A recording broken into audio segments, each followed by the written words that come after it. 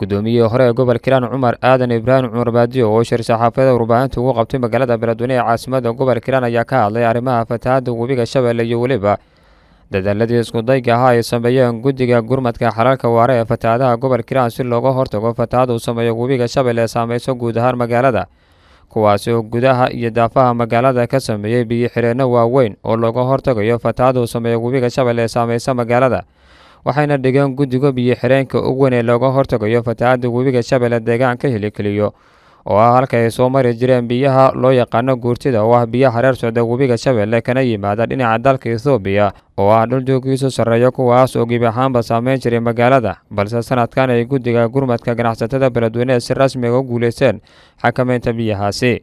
Gudoomiye Cumar Baadiyo oo si dhow ula socday hadba howlaha guddiga ee biyo xireenka webiga Shabeelle ay sameeyeen ayaa sheegay in sanadkan guddigu ay ku guuleysteen xakameynta biyihii fatahaadda ee saameyn jiray magaalada oo lagu celiyey deegaanka Hilikaliyo, waxaana u mahad celiyey guddiga gurmadka ganacsatada Beledweyne oo guddoomiye u yahay Xaaji Cismaan Dhagaxow, asigoona kula dardaarmay inay sii wadaan howlaha adag ay u hayaan bulshada gobolka Hiiraan. Sidoo kalena waxau fariin u diray dhammaan dadka dhaliilsan waxqabadka guddiga islamarkaana baraha bulshada ku soo qoraya hadallo aan loo meeldayin laguna dhaliilayo waxqabadka guddiga gurmadka ganacsatada Beledweyne ay ka sameeyeen magaalada. Waa kan Gudoomiye Cumar Baadiyo oo arrimahaas iyo weliba meelaha ku habboon in wax laga qabto si loogu guuleysto guud ahaanba in magaalada Beledweyne ay noqoto magaalo ka caagan fatahaadda webiga Shabeelle soo laalaabatay, maadaama magaalada Beledweyne muddooyinkii ugu dambeeyay ay noqotay magaalada biyo-baxada, islamarkaana ka codsaday bulshada ku nool Beledweyne in la taageero guddiga iyo waxqabadkooda, waxaana hadaladiisii ka mid ahaa. Allah subxaanahu wa tacaala ayaa mahadle, allaha mataqaanaa nabad lagu soo kaagaci, allahaas ayaa mahad iska leh. waxaan doonayaa maanta inaan ka hadlo oo shirkan jiraad u qabto problemka ama dhibaatada ka taagan magaalada Beledweyne xagga biyaha. run ahaantii wax kastaba in xaqiiqada laga sheego ayaa fiican. guddiga biyaha ka hortagga biyaha fatahaadaha runtii way dadaaleen, shaqo la taaban karana way qabteen. magaalada sideedaba laba meelood oo laga soo bixiyo ama laga neefiyo webiga ayay lahayd.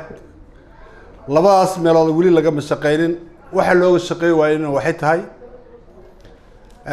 biyihii hore fasaad biyo baxadii hore ay soo gashay ilaa hadda ayagoo la yaala ayay waxa ku yimid kuwii kale, laakiin programka shaqada guddiga way ugu jirtaa inay ka qabtaan kana neefiyaan magaalada.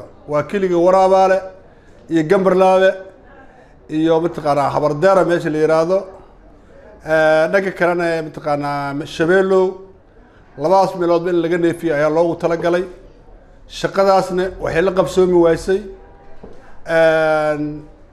biyihii hore oo ku fadhiya ayay kuwan ku yimideen. biyihii hadda imaan jiray oo guurtada la dhahay xal waa loo helay kuwaas. kanaalkii la oran jiray Ugaas Khaliif markuu baaba'ay ayaa waxaa laga sameeyey kanaal kale meesha la yiraahdo Hilikaliyo. kanaalkaas oo aad iyo aad u xoog badan, run ahaantiina waa lagu guuleystay kanaalkaas shaqadiisa. biyihii guurtada ahay xaafadaha ay geli jireen maanta waa nabad run ahaantii. marka waxaan rabaa dadka sida xun wax loogu sheego ama sida xun qaladka u fahansan in mataqaanaa xaqiiqda siday taana u sheegno. magaalada Beledweyne biyaha waa loogu guuri jiray maanta, marka biyahaas waxaa waaye si xoog leh in loogu guuleystay meeshaas ayaa mataqaanaa halkaas ka cad. ciddii oo mataqaanaa danaynayso ama dacaayad guddiga ku wadane waxaan leeyahay walaalayaalow wax hubsado, wixii shaqada waa lagu jiraa. waxaa la yidhi shaqo qabyaa nin saanace lama tuso.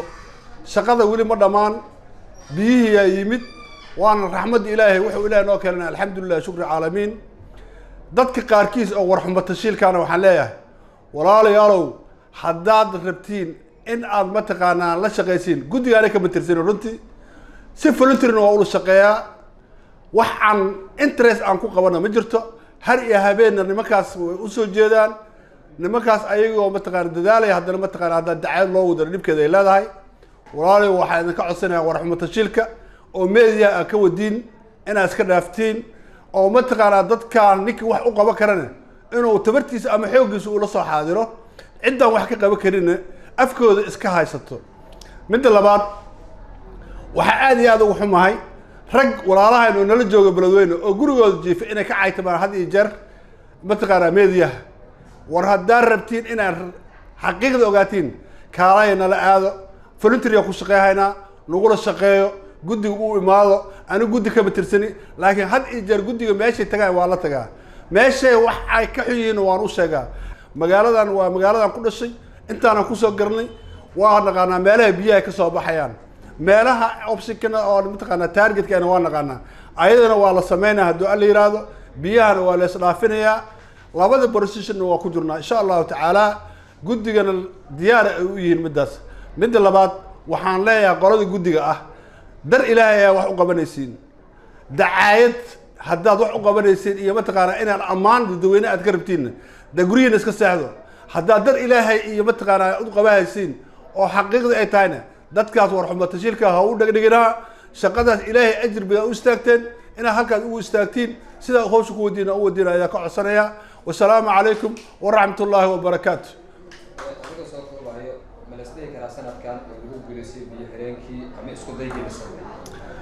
run ahaantii waa lagu guulaystay markaan ka jawaabo su-aashaas. Khaalid Xumaa Ismaaciil Kacase, telefishinka caalamiga Somali News, Beledweyne.